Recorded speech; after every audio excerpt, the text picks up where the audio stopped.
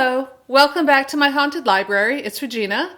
Hope you're doing well on this gorgeous autumn day. Yes, it's finally here and the air is crisp and it's sunny and beautiful. So what am I doing shut up inside my library? Well, I am very, very close to reaching my goal of 5,000 subscribers. I'm really thrilled. I'm not quite there yet, but I'm close enough where I thought I could announce a giveaway as a little bit of a push to anyone who still isn't subscribed to go ahead and hit that notification bell, however it works. So I have been on BookTube for probably, 8 years now, 7 years. It's been a while. I haven't actually counted the years, but I've made over 500 videos and I still don't run ads on my videos. And if you'd like to support my channel, you can buy me a coffee, which is listed below, or you can just subscribe if you haven't already. And if you are a subscriber, enter my giveaway if you'd like. It is an international giveaway, which means that I can ship anywhere in the world where you can ship to. So what am I giving away? Well, it's a surprise, but it's going to be a Halloween themed gift box. Stuff that I'm putting together, all kinds of goodies for Halloween with a haunted library theme. So you're just gonna have to trust me. Yes, I'm being mysterious. I'm gonna call this my 5,000 subscriber mystery giveaway.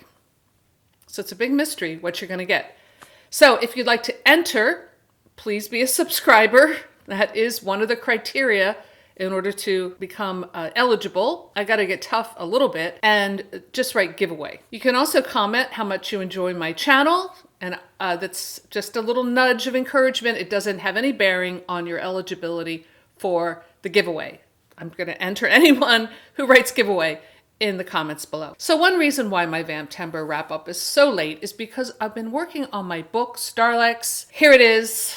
It's coming out November 14th. You can pre-order it now. I will link it below. You can also hop on over to NetGalley and pick up or Book Sirens and pick up an art copy if you're signed up there. I'd love to get as many readers as possible hooked on this series because I'm working on the second book as well, and I'm really liking the direction the series is going in. I've never done high fantasy before. It's a story that is an epic fantasy. I do have a lot of the typical fantasy tropes, if you want to call them. I prefer the word conventions. I have a dragon, I have a wizard, I have a princess, and an evil queen, and warring city-states, and all kinds of drama. It's high action, there's romance, and it's a quick read. If you're familiar with my work, you know that that's kind of how my books are. Definitely check it out. I'm very proud of it, and I'll be talking more about it in the coming weeks. So my Vamptember prompts, which I did do, were the something new, something old, something new, something bloody, and something just for you. So for my something old, I read The Vampyre by John Polidori. This is a short novella, longer short story. I've read it before. This time I listened to the audiobook and I really enjoyed it. I highly recommend it if you are a fan of vampire lore or you want to know more about it.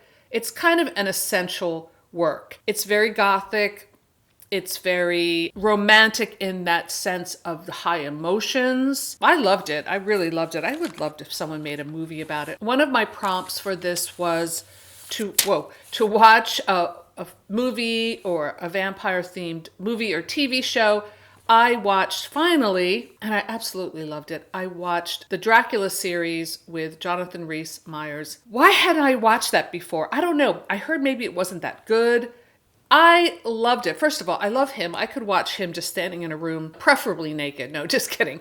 Just standing in a room, doing nothing. He's such a beautiful man. I can't keep my eyes off him.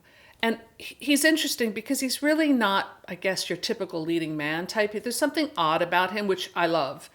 And there's a dark side to him that really comes out in this part. He really convinced me in this series what an amazingly talented actor he is. I know the series is about 10 years old now. I'm not really sure what he's been doing lately, but I did not see The Tudors. I probably should just watch that. I don't know why. If I don't have the streaming service, it takes me a while to watch them, but this was on Shudder.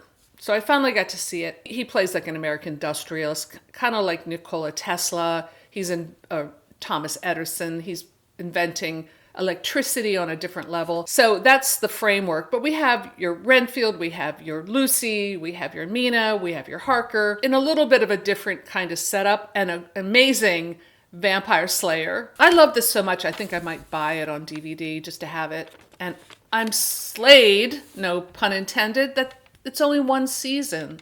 I don't know what happened, but man, it's good. So I highly recommend that. All right, so something old. I read The Vampyre. Something new. Well, I think I read a couple different new ones. I read Nightface by Lydia Peaver. Lydia Peaver has a wonderful channel, and I was thrilled to read her new book. I really enjoyed that one. I'll link her channel below, but definitely check her channel out if you don't know it. You probably do if you're on BookTube or HorrorTube. But also check out this book because it's bringing the, oh no, that's something bloody. Well, it's new and bloody, but it's bringing the bloody back into vampire fiction, which I applaud. But also something new was I read Vampires of El Norte by Isabel Cañas. That was the first book, and that was the group read that I chose.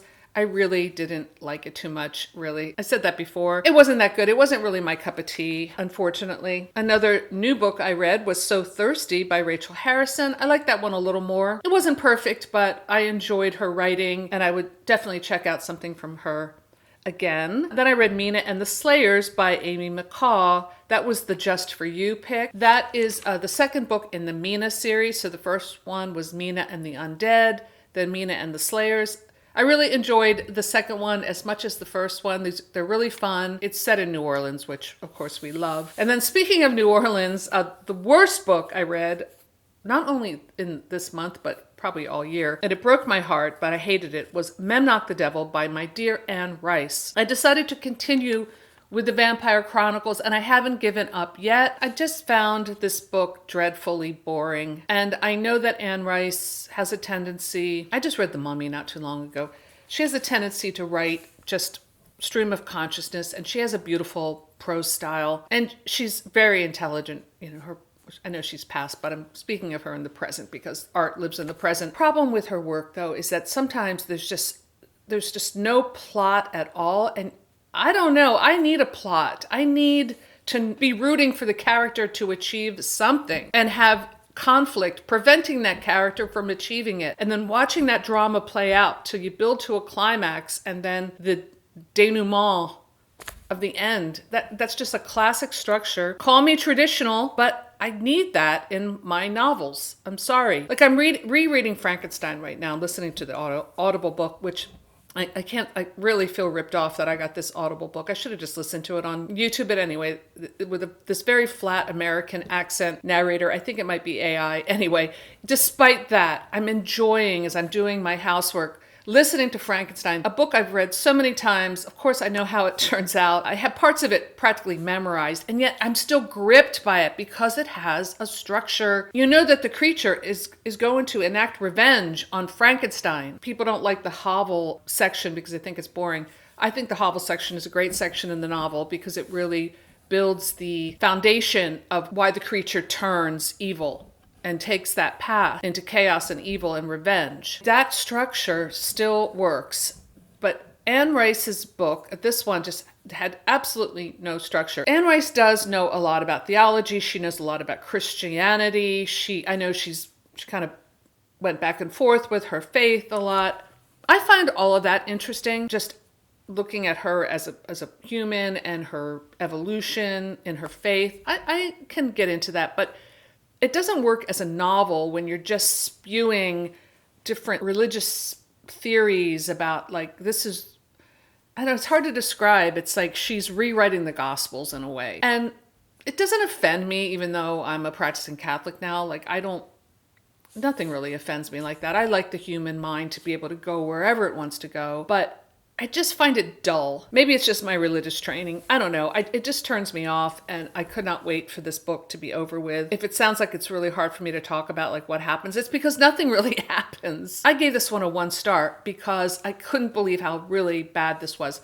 I feel like, and I wrote this in my review, that Anne Rice had a contractual obligation with her publisher to write a Vampire Chronicles book, and she didn't have any ideas, but she was really interested in these questions that she had about faith and philosophy and Christianity, and decided to explore that in like a long meandering journal entry that just goes on and on and on and on and on.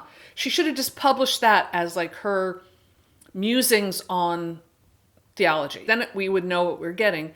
Instead, she tags on a Lestat at the beginning and the end and kind of like weaves him through where he asks questions of Memnoch the devil, and it just doesn't work. But I'm not giving up on the Vampire Chronicles. I intend to keep reading them.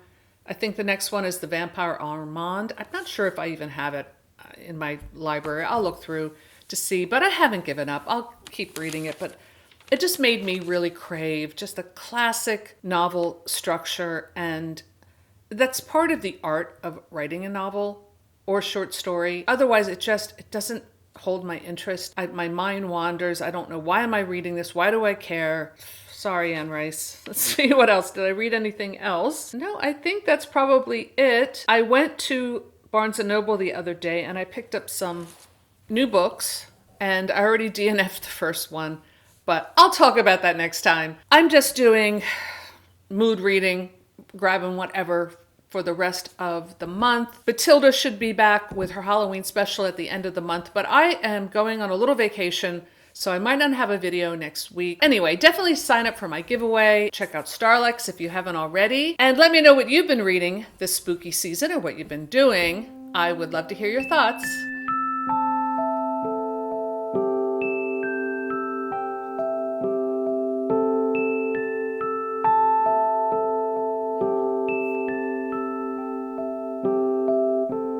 So that's all I have for today. Thanks for stopping by my haunted library, and I'll see you soon. Bye.